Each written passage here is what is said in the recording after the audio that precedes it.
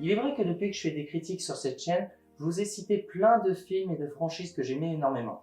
Mais si je vais vous citer ma franchise préférée, ce serait sans aucun doute celle de Jurassic Park et de Jurassic World. Il est vrai que dans l'ensemble, certains des films de la franchise possédaient des défauts qui faisaient que leur qualité n'était pas égale. Mais pourtant, depuis que j'ai découvert cette franchise depuis mon plus jeune âge, je me dis la même chose, que cette franchise représente exactement ce qu'est le cinéma, autrement dit du grand art.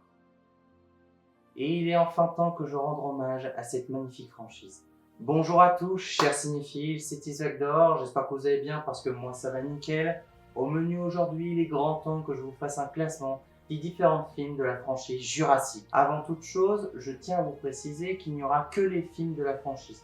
Autrement dit, il n'y aura pas la série La colonie du Crétacé ou encore la série La théorie du chaos. Ensuite, je vous tiens à préciser que ce classement se construira seulement sur mon propre avis. Autrement dit, si vous avez un avis différent sur mon classement, je vous invite à dire ce que vous en pensez dans les commentaires et surtout me dire votre classement à vous.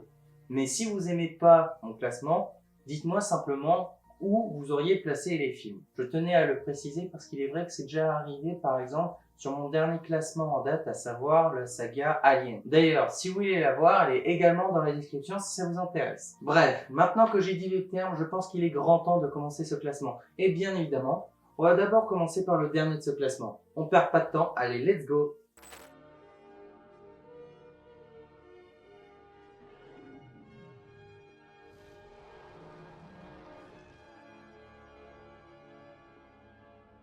Jurassic Park 3. Vous l'attendiez pas sûr. Alors, pour ceux qui ont vu cette vidéo, vous avez expliqué que ce film était le film le plus catastrophique que j'ai vu dans ma vie. Et qu'il y en avait un deuxième qui était vraiment pas loin. Et bah devinez quoi? Et bah pour moi c'est Jurassic Park 3. Bon, avant toute chose, je vais vous dire ce que j'ai aimé dans ce film. Alors, dans l'ensemble, je trouve que ça reste une histoire, certes, assez dynamique, c'est-à-dire qu'on s'ennuie pas devant, ça reste un film de divertissement assez simpliste qu'on retrouve maintenant beaucoup au cinéma aujourd'hui, avec quand même une qualité visuelle assez correcte dans l'ensemble, malgré le fait qu'il y a eu l'utilisation d'animatroniques un peu hasardeuses la plupart du temps, et notamment également de bonnes compositions musicales dans l'ensemble. Mais ce qui ne va pas avec ce film, c'est son histoire ainsi que son respect pour la franchise. C'est que le défaut que je reproche à Jurassic Park 3, c'est que c'est exactement le même défaut que je reproche à Alien Covenant. Autrement dit, d'être un film avec des qualités, mais qui crache à la gueule de sa propre franchise. Mais le problème de Jurassic Park 3, c'est qu'il n'a aucune correspondance avec la franchise en elle-même. Pour moi, la suite d'un film mérite d'exister lorsqu'elle apporte quelque chose à son existence. À titre de comparaison, Les Dents de la Mer 2, qui est un film dans l'ensemble bien, mais qui n'apporte rien à la franchise ou au premier film. Et c'est exactement ce que je reproche à Jurassic Park 3. C'est-à-dire qu'il n'apporte rien à l'existence des deux films précédents et il laisse plus de questions qu'il n'en résout. Le cas de Alan Grant est un bon exemple. Pour moi, c'était l'un des meilleurs personnages avec un bon développement dans le premier film. Et bien pour le cas de Jurassic Park 3, lui, il a eu la réussite de détruire tout ce que le personnage a essayé de développer au travers du premier film. Qui plus est, qui détruit en plus beaucoup de choses qui sont emblématiques de la franchise, que ce soit des personnages humains, comme j'ai dit pour Alan Grant, mais également des icônes de la franchise en termes de créatures, et notamment le T-Rex qui en prend un sacré coup dans ce film, que ce soit dans l'histoire, mais également sur le design. Rien qu'au logo, ça annonce la couleur. Dans un sens, je ne me suis pas ennuyé devant ce film, mais dans un autre, je trouve que c'est un film qui manque quand même d'audace, qui manque quand même de volonté. C'est-à-dire que les deux premiers films, même s'il y en a un qui est supérieur à l'autre, ils avaient au moins le mérite de proposer quelque chose qui va plus que du cinéma. Autrement dit, de proposer du vrai cinéma avec beaucoup de réflexion. Alors que pour le cas de Jurassic Park 3, il ne s'agit tout simplement rien de plus que d'un simple divertissement et qu'en plus, il détruit sa propre saga à lui tout seul. Alors, dans un sens, je me dis que c'est pas vraiment la faute du film. Pour moi, c'est surtout la faute du réalisateur parce que contrairement aux deux premiers films, c'est ce type, oui, ce type-là, j'ai même pas envie de prononcer son nom, c'est comme pour le cas d'Harry Potter, il faut pas prononcer le nom de ce type, c'est un personnage que j'aime pas beaucoup, pour la simple et bonne raison que ce type représente exactement ce que j'aime pas au cinéma, à savoir les réalisateurs sur commande. Et ce type est un parfait exemple qui a su détruire une franchise à lui tout seul en un film. Et encore, je reste poli pour la vidéo. Parce que si j'étais pas en vidéo, croyez-moi que je serais beaucoup plus direct à l'égard de ce film. Et il y a encore des gens qui osent dire que le prochain est pire que celui-là. C'est quoi? C'est le plus grand carnivore que la Terre ait porté. Venez vite! Tu vois, on s'en sort bien.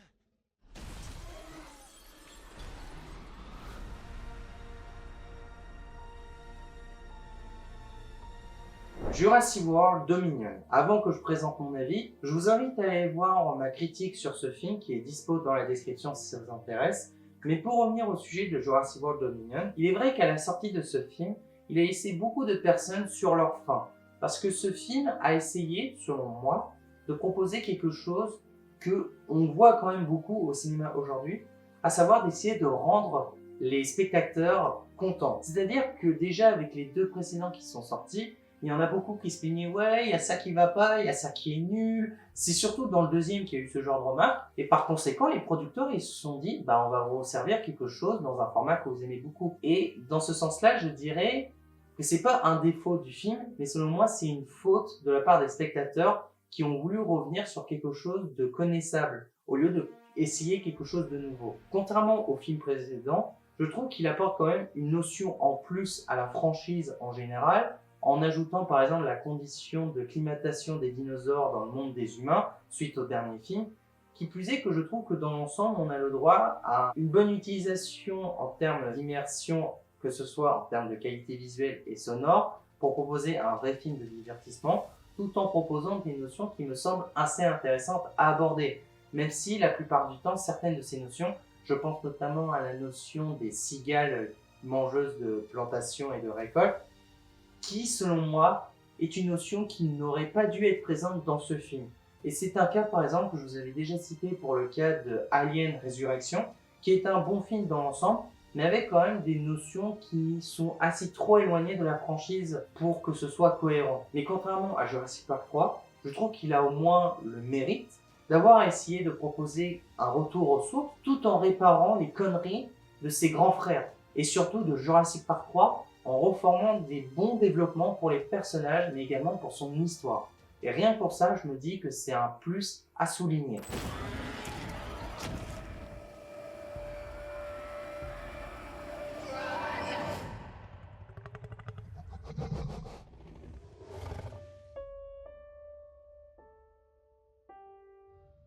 Le Jurassic World de 2015, autrement dit le premier Jurassic World. Alors, dans l'ensemble, je trouve que c'est un très bon film, qui répond exactement à ce que je reproche à Jurassic Park 3, c'est-à-dire d'apporter quelque chose à la franchise en elle-même, en proposant une histoire à la fois dynamique et immersive, tout en rabordant des notions qui me semblent très intéressantes et qui sont bien mises en avant dans ce film-là. Puisque ce film offre aux spectateurs le rêve qu'on attendait tous depuis la sortie du premier film. Un film dans lequel ça se passerait dans un vrai parc qui serait ouvert au grand public, dans lequel on verrait les humains cohabiter à travers des attractions avec les dinosaures. Et ça, c'est bien mis en avant. Qui plus est qu'il y a de nouvelles notions qui, selon moi, se reflètent beaucoup avec les notions citées dans le premier film Jurassic Park sur nos droits, sur l'utilisation et la modification de la vie après la mort. C'est-à-dire que là, on a encore cette notion d'avoir ramené des dinosaures à la vie, mais on va au-delà de ça, autrement dit sur la modification génétique, en modifiant et en créant de toutes nouvelles espèces sans vraiment connaître les risques. Ce qui permet à la fois une part de découverte et d'innovation, mais d'un autre côté, de très grands risques. Parce que faire ce genre de choses sans vraiment connaître les conséquences, ça peut toujours conduire à des résultats catastrophiques. Et dans le film, c'est exactement ce qui se passe. Qui plus est que dans l'ensemble, la qualité visuelle est d'une très bonne qualité. Franchement, je trouve très respectueux la qualité de ce film qui a, je rappelle, bientôt 10 ans. Et rien que ça, je trouve que le film n'a pas pris une ride, contrairement à certains films de la franchise, il faut bien le reconnaître, tout en ajoutant une notion qui me semble assez intéressante, autrement dit une critique sur le cinéma hollywoodien, sur les films d'aujourd'hui et sur la différence qu'on a avec les anciens films. Ce qui fait que ce film, au travers d'être une grosse production américaine, montre qu'il s'agit avant tout d'un film qui a été fait avec le cœur. Et rien que ça, je me dis qu'il était important de le souligner.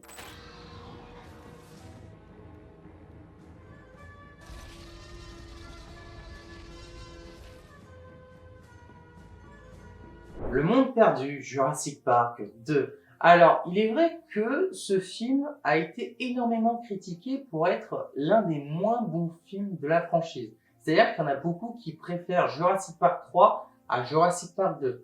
Je trouve que les gars, vous êtes un peu forts. Parce que, oui, il s'agit d'une suite qui est moins bonne que le premier, mais qui possède, contrairement à Jurassic Park 3, de bonne qualité dans l'ensemble. Au-delà de posséder une bonne qualité visuelle, que ce soit en termes d'effets pratiques ou d'effets numériques, contrairement à Jurassic Park 3, il possède aussi beaucoup de notions qui me semblent très intéressantes à proposer pour un film Jurassic Park, autrement dit de proposer un ton qui colle vraiment bien avec le danger que représentent les dinosaures. C'est une chose qu'on avait déjà pu voir dans le premier film, c'est-à-dire que d'un côté, on a le droit à une part de découverte et de contemplation pour une espèce qui s'est éteinte depuis des centaines de millions d'années, mais d'un autre côté, une part de très grande frayeur en nous présentant la menace que représentent ces créatures, mais également les conséquences d'avoir ramené à la vie une espèce qui s'est éteinte depuis des millions d'années. Et je trouve que c'est une notion qui est beaucoup plus abordée dans ce film, puisque évidemment on a le droit à de grands moments de contemplation montrant la beauté de ces dinosaures qui sont vraiment bien faits comme je vous l'ai dit, mais on a eu le droit à plus de moments de frayeur nous présentant la véritable menace que représentent ces créatures, bien plus que dans le premier film.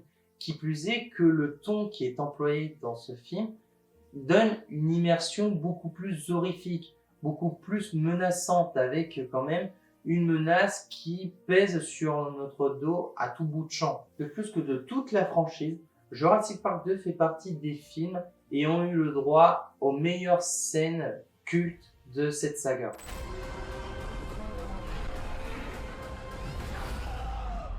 Il faut nous sortir d'ici. Ok.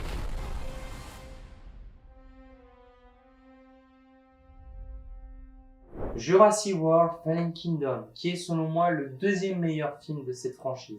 Alors, beaucoup de personnes, ça m'a surpris, n'ont pas aimé ce film. Oui, il n'est pas parfait. Il est vrai que Jurassic World Fallen Kingdom est le film qui s'est donné les droits d'être le film avec le plus d'ouverture d'esprit de toute la franchise. Cela dit, je trouve que c'est une bonne chose en soi, parce que le film fait preuve d'une chose que j'apprécie beaucoup depuis le premier film et qui avait beaucoup disparu depuis certaines productions de la saga, c'était de faire preuve de nouveauté, d'originalité. C'est-à-dire que le point que tout le monde n'aimait pas de ce film, c'était le fait de... Quoi? Y a plus d'île? Mais c'est nul! Non les gars, c'est tout simplement faire preuve d'originalité, d'aller de l'avant. Parce que comme l'a dit Ian Malcolm dans le premier film Jurassic Park, la vie trouve toujours un chemin. Et c'est exactement le cas dans ce film-là. Qui plus est que ce film est selon moi l'un des meilleurs films en termes de qualité visuelle et de composition musicale.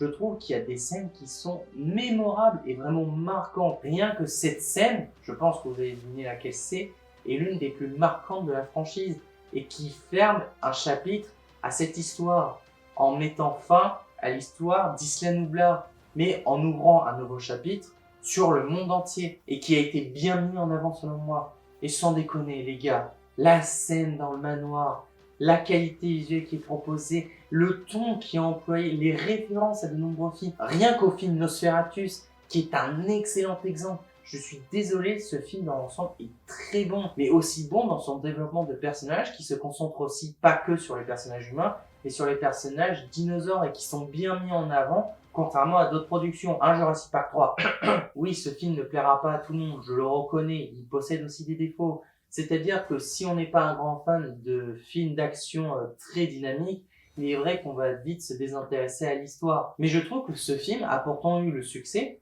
d'avoir proposé non seulement une grande part de nouveautés et qui a bien marché selon moi, tout en proposant de très bonnes utilisations en termes de qualité visuelle et sonore, mais tout en proposant un bon développement de personnages.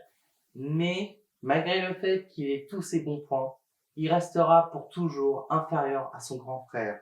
Vous avez deviné.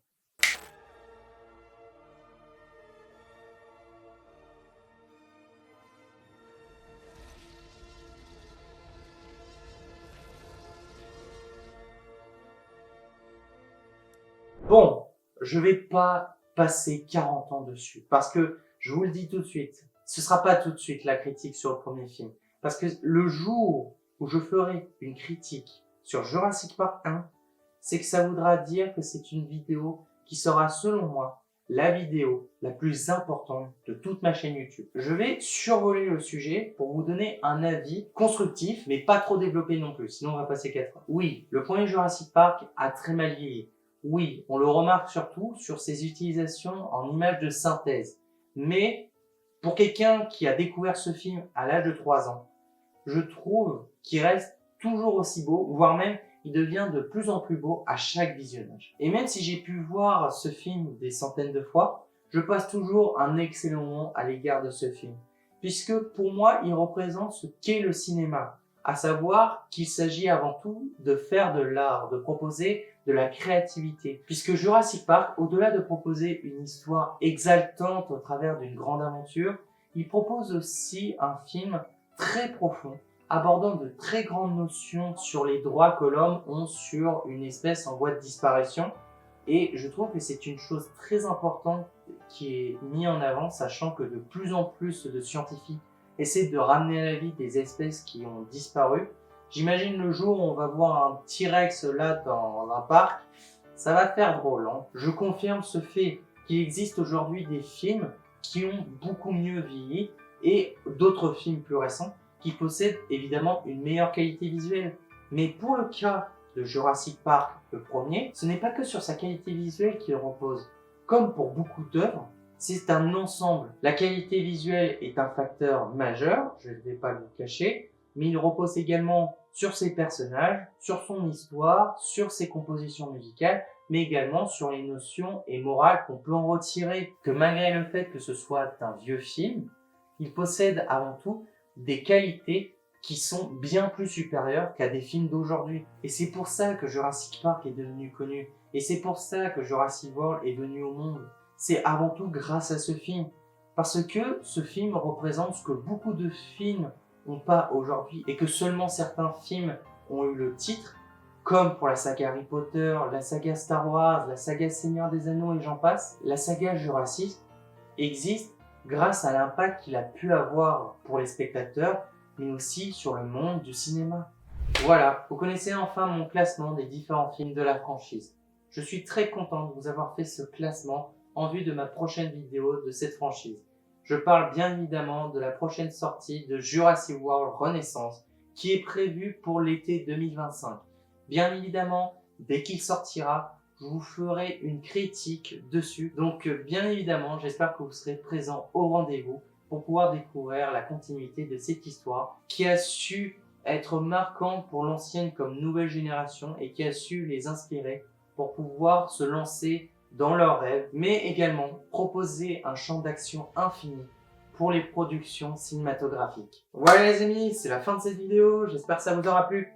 N'hésitez pas à me dire dans les commentaires ce que vous avez pensé de cette vidéo, mais également donnez-moi des conseils de films ou de séries à faire en critique ou d'autres concepts de vidéos. Si vous voulez voir autre chose un jour sur cette chaîne, voir même d'autres jeux, si vous voulez voir d'autres let's play, voir d'autres critiques sur la chaîne. Mais en attendant, je vous invite surtout à vous abonner à ma chaîne, ce sera un énorme soutien pour moi, de liker cette vidéo comme toutes les autres et de partager ma chaîne avec vos amis, avec votre famille ou avec qui vous voulez. On se retrouvera très vite pour une prochaine vidéo critique, réaction ou jeu vidéo. Et sur ce, je vous dis à la prochaine et salut. Bye.